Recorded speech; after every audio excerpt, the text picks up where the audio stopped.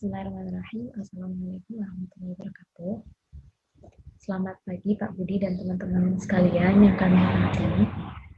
Di sini kami dari kelompok 4 akan mempresentasikan tentang analisis kualitas tes dan butir soal pada materi evaluasi pada mata kuliah evaluasi pembelajaran fisika. Kami dari kelompok 4 terdiri dari saya pribadi, Sadada Irma, dengan NIM 046, Rizal Zanuba Afifah dengan NIM 047, Syahri Ramdhani dengan NIM 048, Zakia Tunisa dengan NIM 049, Ahmad Mukti dengan NIM 050, dan Alvin Puji Prasetya dengan NIM 051.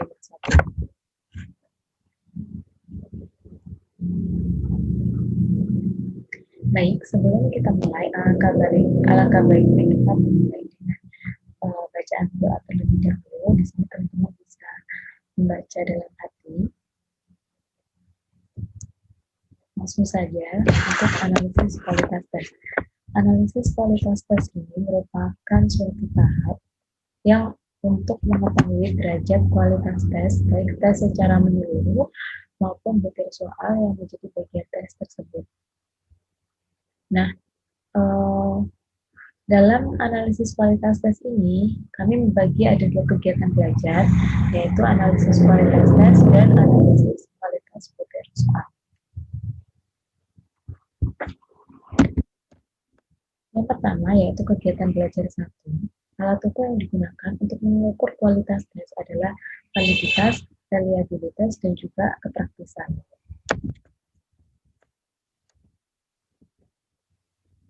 Yang pertama yaitu validitas. Nah, mungkin teman-teman sudah pernah paham ya validitas itu apa. Validitas itu kan untuk mengetahui apakah tes itu benar atau sahih seperti itu, yang siap untuk digunakan. Jadi perlu diadakan pengukuran dahulu.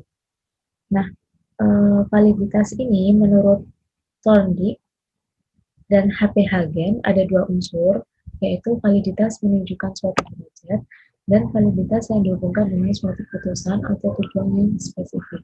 Seperti itu. Kemudian ada 2 unsur, kemudian untuk faktornya, faktor yang mempengaruhi dari validitas hasil tes itu ada faktor instrumen evaluasi. Jadi kalau seorang evaluator tidak memperhatikan tahapan-tahapan dalam instrumen evaluasi, maka dikhawatirkan evaluasi yang dihasilkan itu kurang baik. Nah, kemudian yang kedua, faktor administrasi evaluasi dan penskoran. Nah, di sini banyak penyimpangan dan kekeliruan ya, karena akibatnya bisa jadi karena alokasi waktu, kemudian jawaban siswa yang menyontek seperti itu, kemudian ada yang memberikan bantuan kepada peserta didik dalam menjawab seperti itu. Yang ketiga yaitu faktor jawaban dari peserta didik. Faktor jawaban dari peserta didik ini biasanya lebih sering karena peserta didik lebih tanggap dalam menjawab, tapi kadang kurang tepat jawabannya seperti itu. Baik, selanjutnya sebelum ke jenis-jenis validitas, saya akan menerangkan sedikit tentang ini 3 kriteria yang harus diukur untuk mengetahui derajat instrumen tersebut. Nah, ada 3, tapi saya tidak mencantumkan di sini. Ada 3, yaitu yang pertama appropriateness. Appropriateness ini menunjukkan kelayakan tes itu sebagai suatu instrumen. Seberapa jauh instrumen itu layak untuk digunakan. Kemudian yang kedua ada meaningfulness. Meaningfulness ini menunjukkan kemampuan instrumen untuk memberikan keseimbangan soal-soal pengukurannya. Dan yang terakhir yaitu usefulness, menunjukkan sensitif tidaknya instrumen dalam menangkap fenomena perilaku dan tingkat ketelitian yang ditunjukkan untuk membuat kesimpulan. Seperti itu. Kemudian dilanjutkan dengan jenis-jenis validitas. Nah, jenis-jenis validitas ini terbagi menjadi 4. Yang pertama yaitu validitas permukaan. Validitas permukaan ini menggunakan kriteria yang sangat sederhana karena hanya melihat dari sisi muka atau tampang dari instrumen itu sendiri. Jadi Jika dilihat dari sepintas itu sudah baik, maka tidak perlu ada judgement lagi. Yang kedua, validitas isi. Validitas isi ini sering digunakan dalam pengukuran hasil belajar. Tujuan utamanya adalah untuk mengetahui hingga mana peserta didik menguasai materi pelajaran yang telah disampaikan dan perubahan-perubahan psikologis setelah mengalami proses pembelajaran tertentu. Dan yang ketiga, yaitu validitas empiris. Nah, validitas empiris ini biasanya digunakan dengan teknik statistik. Jadi ada hubungan analisis korelasinya seperti itu. Untuk validitas empiris ini terbagi ada 3 macam, yaitu validitas prediktif. Validitas prediktif itu hanya pendidik itu hanya mengira-ngira bagaimana hasil evaluasi pada masa yang akan datang pada seorang siswa. Kemudian validitas konkuren ini dengan standarnya itu berlainan. Jadi misalnya skor dalam bahasa Arab dengan skor Al-Quran hadis. Kemudian yang ketiga, validitas sejenis. Validitas sejenis ini kalau perbedaan dari validitas konkuren. Jadi di sini ada perbandingan dari bahasa Arab dengan nilai bahasa Arab juga. Baik, untuk selanjutnya adalah validitas, di mana kriteria dalam merumuskan suatu teks. Yang pertama, diferensial umur. Yang kedua, kemajuan akademis. Yang ketiga, kriteria dalam pelaksanaan latihan khusus. Yang keempat, kriteria dalam melaksanakan kerja. Yang kelima, penilaian. Yang keenam, kelompok yang dipertentangkan. Yang ketujuh, korelasi dengan tes lain. Dan yang kedelapan adalah konsistensi internal. Selain itu, cara untuk menguji validitas empiris adalah dengan cara korelasi produk momen dengan angka simpangan, yaitu Rx sama dengan Rxy sama dengan dalam kurung sigma xy per akar dari dalam kurung sigma x kuadrat dikali sigma y kuadrat dalam kurung. Yang kedua adalah dengan menguji validitas empiris dengan cara korelasi perbedaan peringkat, yaitu dengan cara R sama dengan 1 min 6 sigma d kuadrat per akar n dalam kurung n kuadrat min 1. Yang ketiga adalah dengan teknik diagram pencar. Korelasi ini digunakan apabila data kedua variabel berbentuk nominal, di mana R merupakan N sigma Fux Uy min dalam kurung Fx Ux dalam kurung Fy Uy per akar dari dalam kurung N kali Fx U kuadrat X min dalam kurung Fx Ux kuadrat dikali N kali Fy U kuadrat Y min dalam kurung Fy U Y kuadrat. Jenis-jenis validitas. Yang pertama, validitas konstruk. Validitas konstruk sering juga disebut sebagai validitas logis. Validitas konstruk berkenaan dengan pertanyaan hingga mana suatu tes betul-betul dapat mengobservasi dengan mengukur fungsi psikologis yang merupakan deskripsi perilaku peserta didik. Yang kedua, validitas faktor. Dalam evaluasi atau penilaian sering digunakan skala pengukuran tentang suatu variabel yang terdiri atas beberapa faktor. Faktor-faktor tersebut diperoleh berdasarkan dimensi atau indikator dari variabel yang diukur sesuai dengan apa yang terungkap dalam konstruksi teoritisnya. Sekian. Selanjutnya saya akan menjelaskan mengenai reliabilitas. Reliabilitas suatu tes adalah tingkat atau derajat konsistensi tes yang bersangkutan. Reliabilitas ini berkaitan dengan pertanyaan apakah suatu tes dapat diteliti dan dapat dipercaya sesuai kriteria yang telah ditetapkan atau tidak. Suatu tes dapat dikatakan reliable jika selalu memberikan hasil yang sama bila diteskan kepada kelompok yang sama pada waktu dan kesempatan yang berbeda. Jadi contohnya kita melakukan tes pada kelas A. Hasilnya akan sama saat kita melakukan tes pada kelas A tersebut di lain waktu. Di seminggu kemudian atau di sebulan kemudian hasilnya akan tetap sama. Menurut Groenland mengemukakan ada 4 faktor yang dapat mempengaruhi reliabilitas, yaitu yang pertama, panjang tes. Panjang tes di sini maksudnya adalah banyaknya soal tes.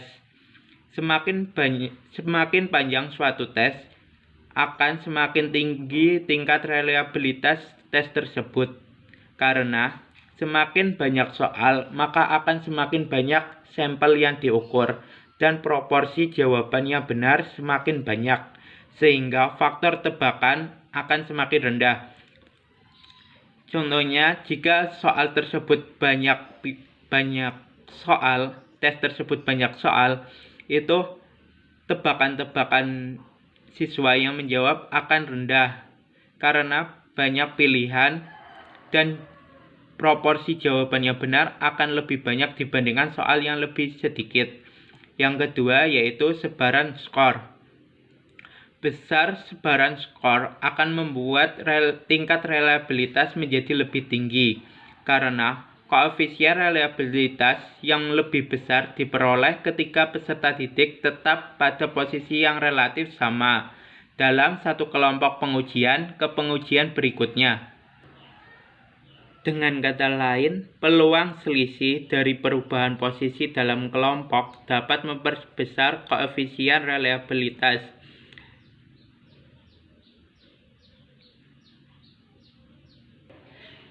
Yang ketiga yaitu tingkat kesukaran. Dalam penilaian yang menggunakan pendekatan penilaian acuan norma, baik untuk soal yang mudah maupun yang sulit, cenderung menghasilkan tingkat reliabilitas yang rendah. Hal ini disebabkan antara lain hasil tes yang mudah dengan hasil tes yang sulit, keduanya dalam satu sebaran skor yang terbatas. Untuk tes yang mudah, skor akan berada di bagian atas dan akhir dari skala penilaian. Bagi kedua tes, mudah ataupun sulit, perbedaan antara peserta didik kecil sekali dan cenderung tidak dapat dipercaya. Tingkat kesulitan soal yang ideal untuk meningkatkan koefisien reliabilitas adalah soal yang menghasilkan sebaran soal berbentuk kurva normal. Yang keempat yaitu objektivitas. Objektivitas di sini menunjukkan skor tes kemampuan yang sama antara peserta didik yang satu dan peserta didik yang lainnya. Peserta didik memperoleh hasil yang sama dalam mengerjakan suatu tes. Jika peserta didik memiliki tingkat kemampuan yang sama, maka akan memperoleh hasil yang sama pada saat tes dilaksanakan. Jadi, tes yang dilaksanakan benar-benar berdasarkan kemampuan peserta didik. Menurut perhitungan produk momen dari Pearson, ada 3 macam reliabilitas. Yang pertama, koefisien stabilitas. Jenis stabilitas yang menggunakan teknik tes dan retest. Maksudnya teknik tes dan retest di sini yaitu tes kepada sekelompok individu, kemudian diadakan pengulangan tes pada kelompok yang sama dengan waktu yang berbeda. Jadi yang dites tersebut kelompoknya masih sama, tetapi dilakukan pengulangan pada waktu yang berbeda. Cara memperoleh koefisien stabilitas dengan mengkorelasikan hasil tes pertama dan hasil tes kedua dari kelompok yang sama, tes yang sama pada waktu yang berbeda, apakah tes tersebut reliable atau tidak.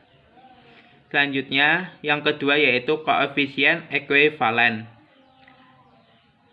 Koefisien ekuivalen metode yang digunakan untuk memperoleh koefisien ekuivalen ini yaitu metode dengan menggunakan dua buah bentuk tes yang paralel atau yang biasa juga disebut parallel or alternate form method. Yang ketiga yaitu koefisien konsistensi internal. Untuk menghitung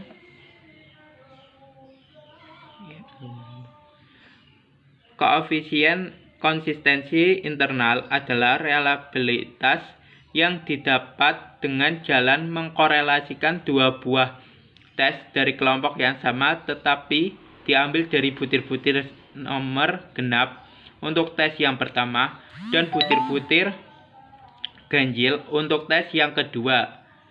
Teknik ini biasa disebut dengan split half method. Untuk mengukur koefisien stabilitas, koefisien ekuivalen, dan koefisien konsistensi internal dapat digunakan dengan menggunakan analisis korelasi seperti pada pengujian validitas sebelumnya. Untuk memperoleh angka korelasi secara menyeluruh dari tes, dapat menggunakan rumus Sperman-Brown. Seperti pada yang ditampilkan pada PPT, RNN sama dengan 2R12 per 1 plus N-1 dikali R12. N di sini yaitu panjang tes yang selalu sama yaitu 2. R12 atau sama dengan RXY di mana jumlah XY per akar jumlah X kuadrat jumlah Y kuadrat dikali jumlah Y kuadrat. Selain itu, dapat juga menggunakan teknik Coulter-Richardson yang lebih populer dengan istilah KR20. Rumusnya yaitu seperti pada yang ditampilkan pada PPT. KR20 sama dengan K per K-1 dikali S kuadrat T min jumlah sigma P Q per S kuadrat T. P di sini yaitu proporsi peserta didik yang menjawab benar dari suatu soal. Q yaitu 1 min P. P tadi proporsi peserta didik yang menjawab benar dari suatu soal. K yaitu jumlah butir soal, jumlah keseluruhan butir soal. S kuadrat T yaitu N sigma X kuadrat min sigma X kuadrat per N dalam kurung N min 1. N di sini yaitu jumlah peserta didik. Untuk X-nya biasanya itu sama dengan yang di reliabilitas. Selanjutnya, teknik lain untuk menguji konsistensi internal dari tes dapat menggunakan koefisien alfa. Rumusnya alfa sama dengan R per R-1 dikali 1 min sigma alfa 1 kuadrat per alfa X kuadrat. R yaitu jumlah butir soal, alfa 1 kuadrat variasi butir soal, alfa X kuadrat variasi skor total. Untuk soal yang dikotomi atau pilihan ganda, variasi butir soal diperoleh dengan rumus alfa 1 kuadrat sama dengan PI QI. PI ini tingkat kesukaran soal, sedangkan QI yaitu 1 min PI. PI tadi tingkat kesukaran soal. Selanjutnya yaitu kepraktisan. Kepraktisan mengandung arti kemudahan suatu tes, baik dalam mempersiapkan, menggunakan, mengolah, dan menafsirkan maupun mengadministrasikannya.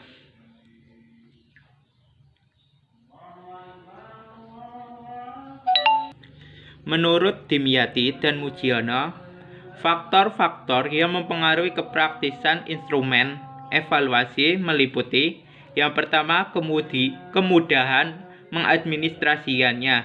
Jadi dalam administrasi pembuatan tes tersebut itu mudah, tidak sulit. Yang kedua, waktu yang disediakan untuk melancarkan evaluasi. Waktu yang disediakan itu dapat memperlancar evaluasi, tidak menghambat. Jadi waktu yang disediakan itu pas, tidak kekurangan untuk proses evaluasi. Yang ketiga yaitu kemudahan dalam men-skor. Yang keempat, kemudahan interpretasi dan pengaplikasi. Kemudahan interpretasi dan aplikasi di sini yaitu kemudahan dalam pengaplikasian tes kepada peserta didik. Yang kelima yaitu tersedianya bentuk instrumen evaluasi yang ekuivalen dan sebanding. Selanjutnya akan dilanjutkan dengan rekan saya yaitu Agung Puji Prasetyo. Kemudian kita lanjut kegiatan belajar mengajar 2, yaitu derajat validitas dan reliabilitas sangat bergantung pada karakteristik soal-soalnya.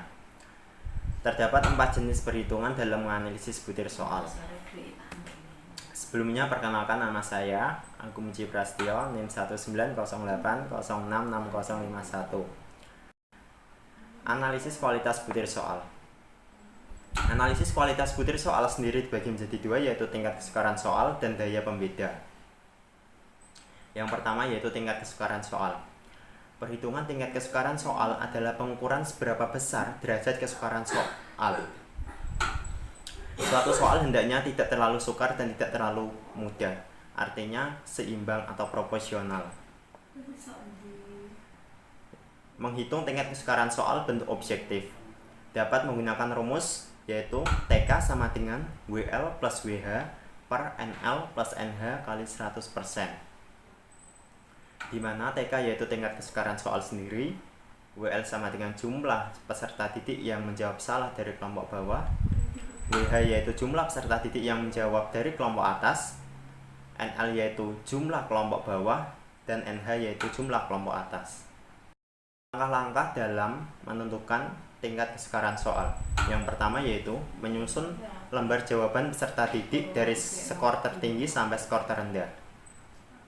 Yang kedua yaitu mengambil 27% lembar jawaban dari atas, yang selanjutnya disebut kelompok atas, mengambil 27% lembar jawaban dari kelompok bawah, dan sisanya 46% disisihkan. Yang ketiga yaitu membuat tabel untuk mengetahui jawaban benar atau salah dari setiap kelompok peserta didik, baik untuk kelompok atas maupun kelompok bawah. Jika jawaban peserta didik benar diberi tanda plus, sebaliknya jika jawaban peserta didik salah diberi tanda minus. Kriteria penafsiran tingkat kesukaran soal yaitu jika jumlah presentase sampai dengan 27% termasuk mudah, jika jumlah presentase antara 28% sampai 72% termasuk sedang, dan jika jumlah presentase 73% ke atas termasuk sukar. Yang kedua yaitu menghitung tingkat kesukaran soal bentuk uraian. Menghitung tingkat kesukaran soal bentuk uraian adalah menghitung berapa persen peserta didik yang gagal menjawab benar atau ada di bawah batas lulus atau passing grades.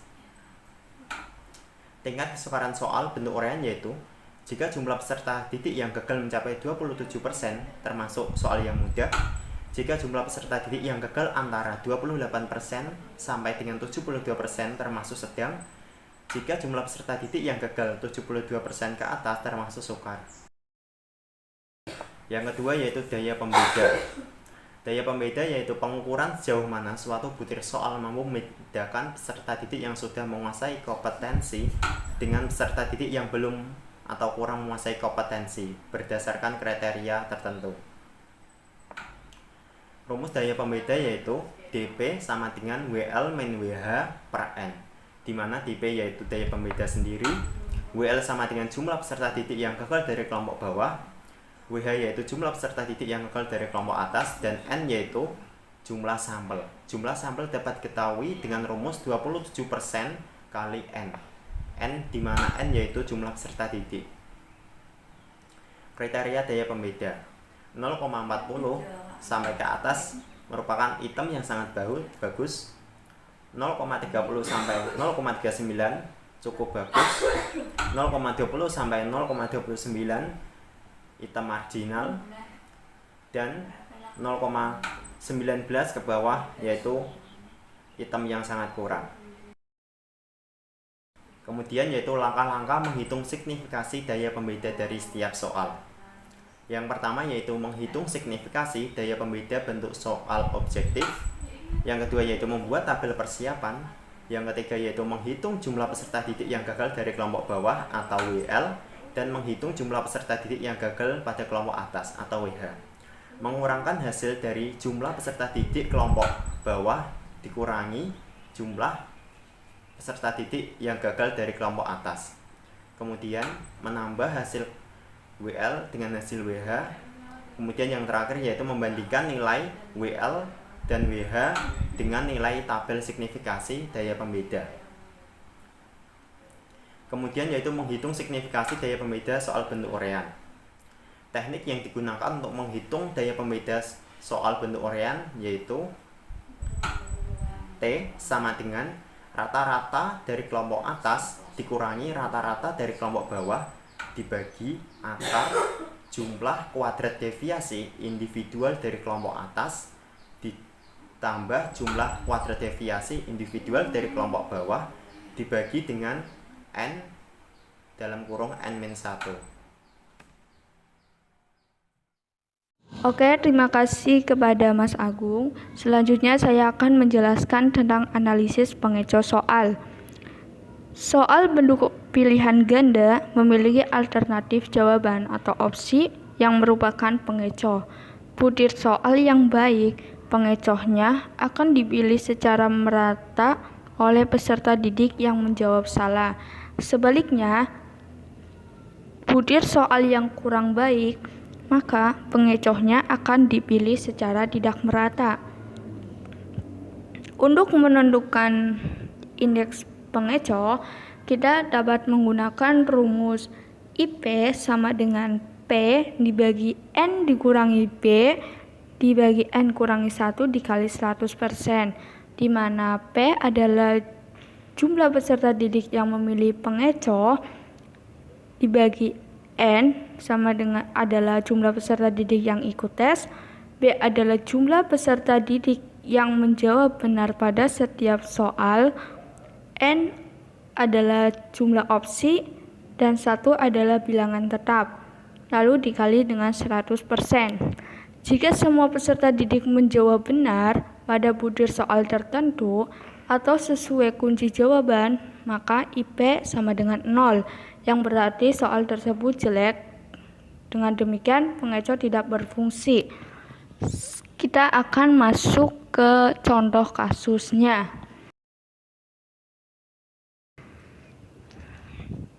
Contoh, 50 peserta didik dites dengan 10 soal bentuk pilihan ganda. Tiap soal memiliki 5 alternatif jawaban A, B, C, D, dan E. Kunci jawaban atau jawaban yang benar pada soal nomor 8 adalah C. Setelah soal nomor 8 diperiksa untuk semua peserta didik, ternyata dari 50 peserta didik, 20 peserta didik menjawab benar dan 30 peserta didik menjawab salah. Idealnya, pengecoh dipilih secara acak merata. Artinya, semua pengecoh secara merata ikut menyesatkan peserta didik. Perhatikan soal nomor 8 berikut ini. Alternatif jawaban ada A, B, C, D, dan E, di mana distribusi jawaban peserta didik yang memilih opsi A adalah 7 orang, yang memilih opsi B adalah 8 orang, yang memilih opsi C ada 20 orang, yang memilih opsi D ada 7 orang, yang memilih opsi E ada 8 orang. Lalu, indeks pengecohnya ada 93% untuk opsi A, B ada 107% untuk opsi B, C sangat baik, lalu D ada 93%, dan terakhir E ada 107%, di mana indeks pengecoh ini itu semuanya di atas, hampir di atas 100%. Untuk memudahkan bagaimana cara menghitung indeks pengecoh, kita dapat menggunakan rumus, yaitu jumlah peserta didik yang memilih pengecoh. Misal opsi jawaban A yang memilih ada 7 orang, lalu kita bagi dengan 30 dibagi 4 opsi pengecoh, yaitu A, B, D, dan E, didapatkan 7,5.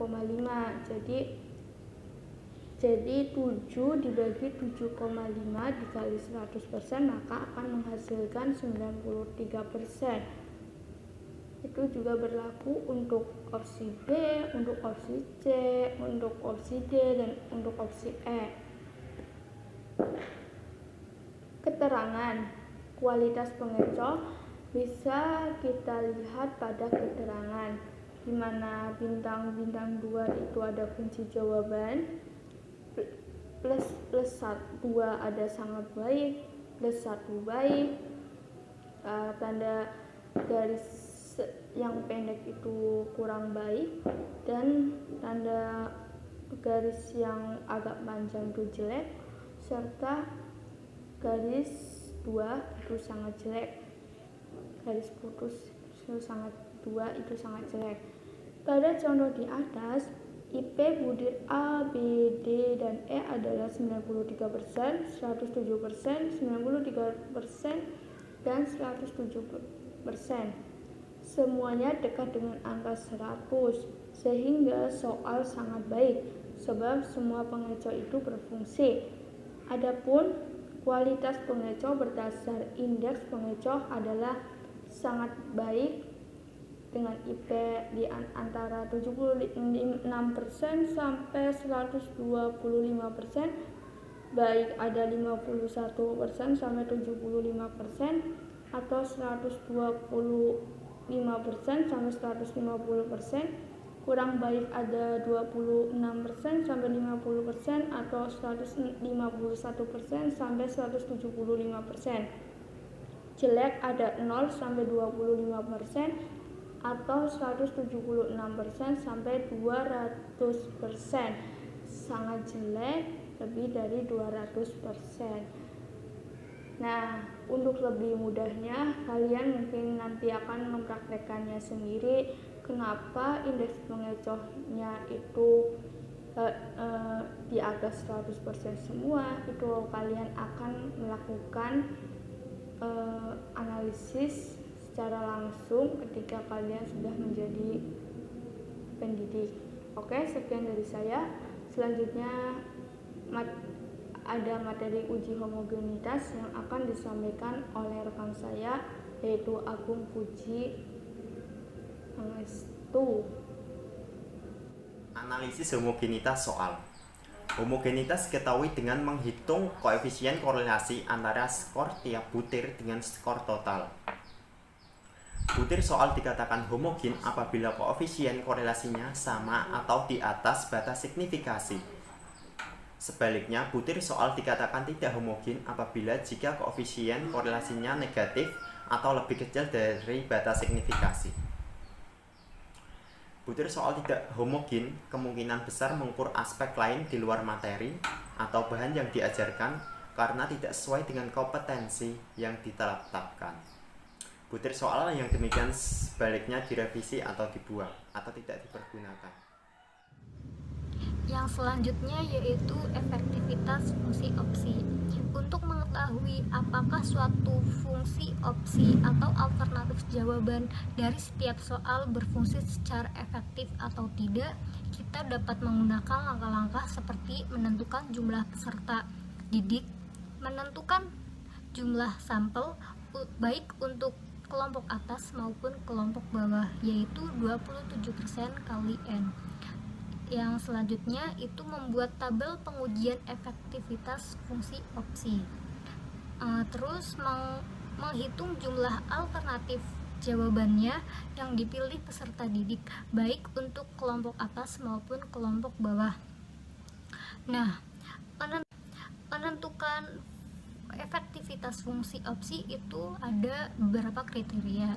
Yang pertama itu untuk opsi kunci.